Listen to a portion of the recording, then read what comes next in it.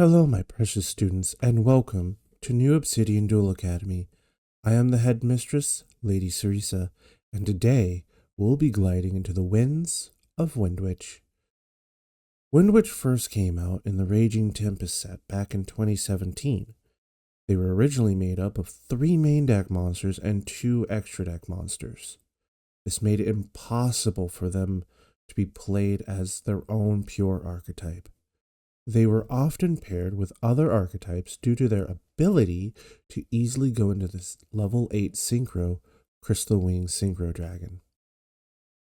It wasn't until they received fresh support in Blazing Vortex back in 2021 that they became a little bit more viable on their own. Windwitch received 2 new main deck monsters and a new Synchro, a spell, and a trap. However, was it already too late for Windwitch by this point? 4 years apart is a long time for archetypes after all. There has been a theme with some of the Windwitch archetype main deck monsters and their synchros though. Many of their effects have added burn effects on top of some of their summoning conditions and triggers for their other effects they may want to use. However, is burning really the way to go with them? Stay tuned, and we may find out the case. In the Raging Tempest set, we received Windwitch Icespell, who is probably one of the 2 most important cards in the archetype. Her first effect states if the player controls no monster on the field, you can special summon her from the hand, and then special summon another Windwitch monster from the deck to the field. She can also burn the opponent for a mere 500 points of damage whenever she is summoned. Unfortunately, both parts of her effects are hard once per turn effects, meaning you can't spam 500 burn effect. She is a 3-of card in both a pure deck build and in a hybrid deck build, simply because she makes an excellent play starter without the use of your normal summon. Unfortunately, she does lock you into 5 or higher wind monsters from the extra deck for your turn you use her special summon from the hand effect. That's something to keep in mind when building a deck with her. Windwitch Glassbell is another important Windwitch monster in the archetype. She is essentially the Stratos of the deck if you're familiar with Elemental Hero Stratos. If you are not, then let me explain what she does. Whenever she is summoned to the field, she can add 1 Windwitch monster from your deck to your hand except for herself. She does, however, lock you out from special summoning any monsters that aren't wind for the rest of the turn. Also, like as Icespell, her search effect is also a hard once per turn. Due to the restrictions she proposes, she isn't normally a 3-of card in a hybrid builds, even though she can be. You typically want to run Glassbell at 1 or 2 in hybrid builds. However, in pure builds, she is a dedicated normal summon for the archetype and is an easy 3-of card. Windwitch Snowbell is the last main deck monster from the Raging Tempest, and the only Windwitch monster without the hard once per turn restrictions, meaning you can use her effect that allows you to special summon herself from hand as a free extender as many times as you want. However, in order to special summon her, you must control 2 wind monsters and no other attribute on the field, meaning she doesn't always play nice with the other kids in the playground. In a pure build, she is typically a 2 to 3-of card, as she is easily searched from Icespell and another card we'll mention later on in the video. In hybrid builds, you can get away with running her at 2 depending on the deck. However, it is usually best to run her at 1 if your main focus is the initial combo that we'll soon get into. But first, we need to talk about Windwitch Winterbell. She is the synchro monster introduced in Raging Tempest. Something I didn't mention previously is that Glassbell and Snowbell are both tuner monsters while Icebell is not. In normal circumstances, you use level 4 Glass Spell with level 3 Ice Spell to make this level 7 Synchro.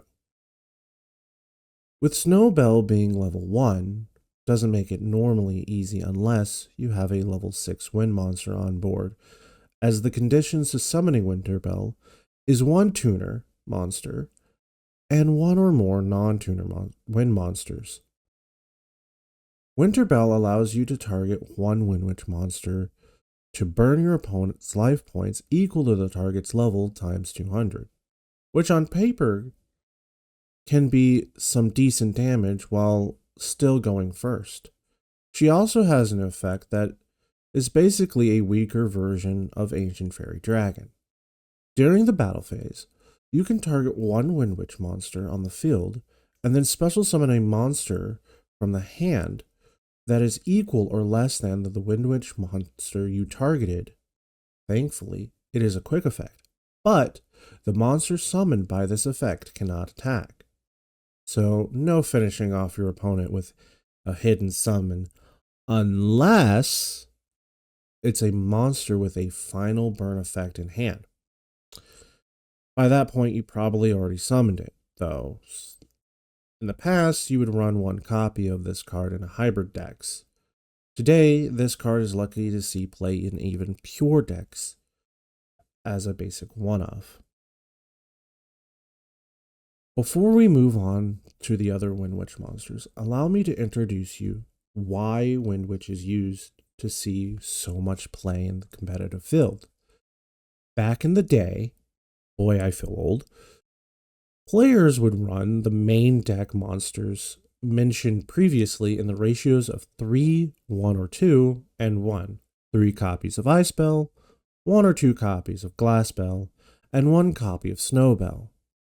Then 1 copy of Winterbell until Wind Pegasus at Ignister was released.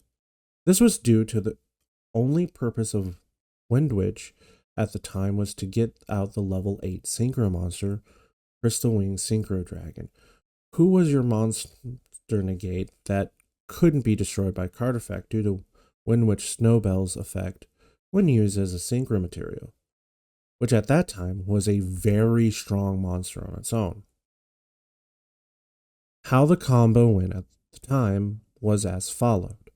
You special summon Ice Spell from hand and special summon Glass Spell from deck. Then you chain 1 Glass Spell's effect and chain 2 Ice Spell's burn effect. This creates what we call chain blocking, which means your opponent won't be able to Ash Glass Spell's effect. You burn your opponent for 500, then search out Snowbell off of Glass Spell's effect. Now that you control 2 wind monsters, you special summon Snowbell.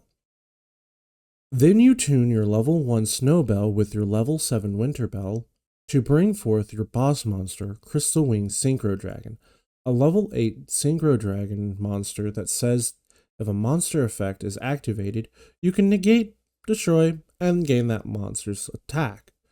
There's rulings on how that attack buff goes, but we won't go into that now. Just know for its time, this was extremely strong 1-card combo for its time. But Lady Cerisa, didn't you say that there was 2 extra deck monsters in Raging Tempest? Crystal Wing Synchro Dragon isn't a Windwitch monster. Well, yes, this is true. There was 1 extra deck Windwitch monster that didn't really see much play due to the difficulties it had seeing the field at the time. I speak, of course, about Windwitch Crystalbell. Crystalbell is a level 8 fusion monster that requires 1 Winterbell and 1 Windwitch monster for its fusion summon. While this could be summoned by Miracle Synchro Fusion inconsistently, unless it was a dedicated fusion deck, her effect was a bit lackluster. While she could copy the effects and name of any 1 card in either graveyard, it was only until the end phase and not during your opponent's turn. She can also special summon Winterbell and a level 4 or lower Windwitch monster in your graveyard if she's destroyed by battle or card effect. Granted, She has to enter the graveyard in order for this to work, but because you have to banish the monsters off of Miracle Synchro Fusion for her summon, in most cases, this effect becomes null and void, like the Shadow Realm. She quickly becomes a 0 of in any Windwitch variants. Just don't call the TVA if you do happen to see her in a deck build. She won't stay there for long. Windwitch really changed when we got Blazing Vortex back in 2021 with the introduction of Windwitch Freezebell. While she is another level 3 monster, she can special summon herself from hand if you can contain at least one Windwitch monster on the field and no other monsters. Unfortunately, she can do this as a hard once per turn. She also can increase her level once per turn by 1. This makes her an exceptional search target off of Glass Spell for an easy level 8 Wind Synchro monster, or a rank 4 Wind Xyz monster summon if you normal summon Glass Spell. Freezebell also gives you the Synchro monster the inability to be destroyed by a battle when used as a Synchro monster. In a pure build, she can easily be a 1 or 2 copy card for her versatility. However, due to Barone being banned at the time of this video, Freezebell isn't usually ran in hybrid builds. Otherwise, she is sometimes a one-of in decks like Speedroid that can make use of Glass Spell still being used as a potential normal summon. Once we get a good level 10 Wind Synchro or Barone back, she will instantly become a good one-of card in hybrid builds. Windwitch Blizzard Bell is another main deck monster that didn't entirely get a good response within the Yu-Gi-Oh community. She's a level 5 monster that doesn't need a tribute for her summon as long as there's no monsters on the board or all monsters currently on the board are Windwitch monsters. Great! She's also a tuner. Double great! But, oh crap. That's right, there's a but. Her main effect is that you can send her from your hand or field to the graveyard to burn your opponent for 500 points of damage, which combined with another card that would be mentioned later, makes a decent disruption combo, assuming it was actually worthwhile. In most hybrid builds, she isn't usually used much, but if you want another special summon target for Ice Bell, 1 copy is fine depending on the deck. Like, I don't know, one that doesn't care about extra deck attributes but cares about main deck attributes like Libromancer. As for pure build, if I see more than one in a deck build, I'm slapping a person with a fish. I'll even make sure that fish was fresh from the sea. All jokes aside, she really is a decent one-of for pure Windwitch deck builds. This is especially true if your main focus is pure deck is Windwitch Diamond Bell. She's a level 8 Synchro monster that, like Winter Bell, requires 1 tuner monster and 1 or more non-tuner wind monsters. On Synchro Summon, she can target a Windwitch monster in the grave and use half of their attack to burn their opponent with. Sounds cool, right? She gets a tad bit cooler though. She has the potential of being going first disruption card because when opponent takes battle or effect damage, she can pop a card you target. If she was summoned using only Windwitch monsters, she can do this twice per turn. This makes her an even better going second option against already established boards that you happen to Dark Ruler no more. In pure deck builds, she is a comfortable 2 card in hybrids. You could use her as a one-of copy as a dedicated going second option if you have the space for her. With the introduction of Windwitch Chimes, Windwitches gained a little but more consistency as the spell card will have you target a Windwitch monster to special summon another Windwitch monster from the deck. Unfortunately, this can only be used once per turn, and that monster does have to be in defense position on summon. In a pure Windwitch deck, this spell becomes an instant 3-of copy.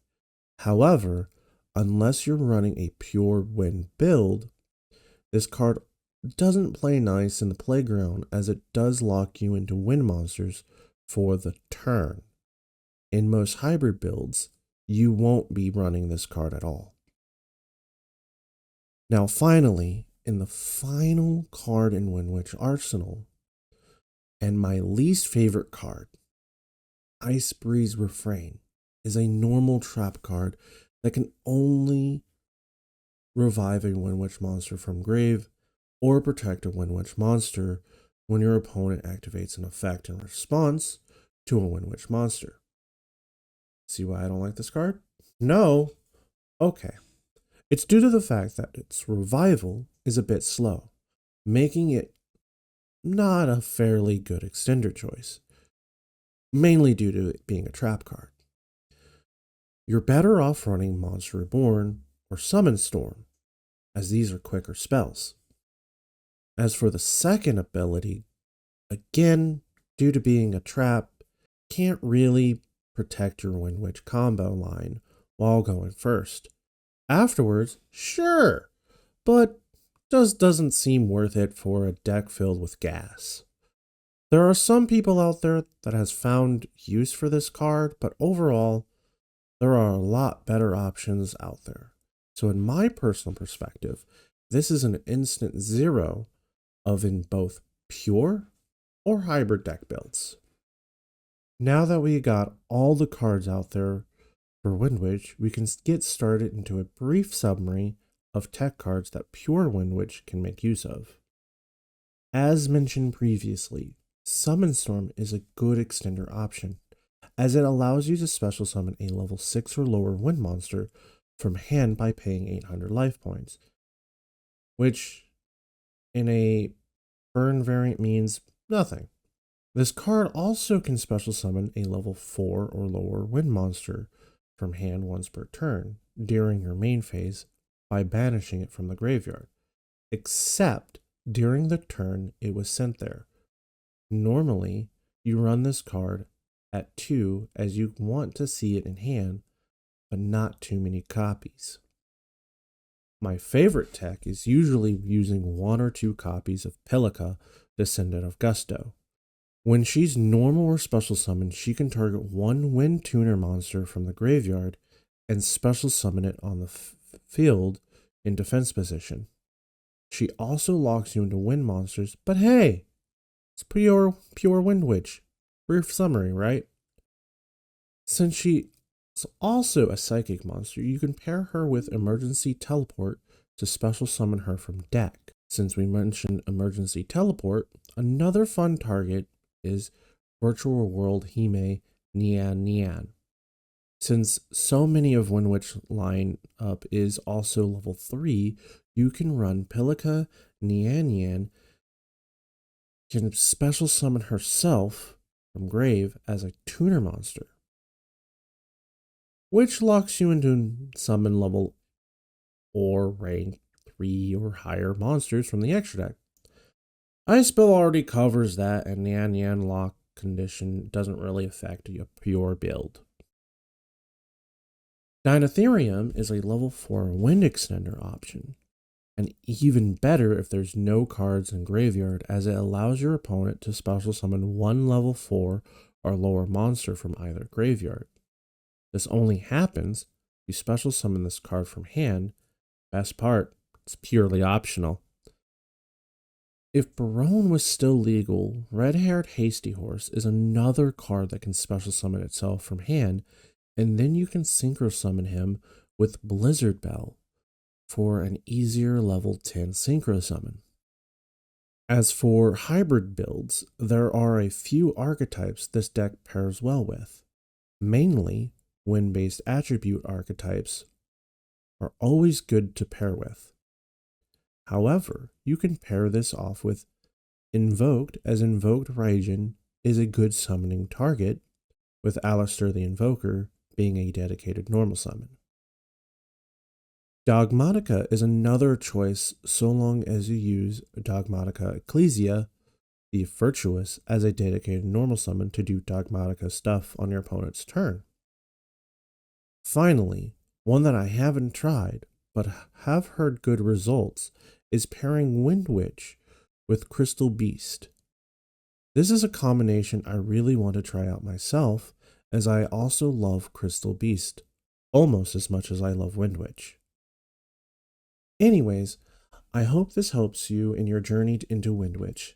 If there's anything you think I may have missed, or a Windwitch combination or combo line that you like, please mention it in the comments below. If you like this video, hit that like button and subscribe if you haven't already for more new Obsidian Duel Academy content. Class is dismissed.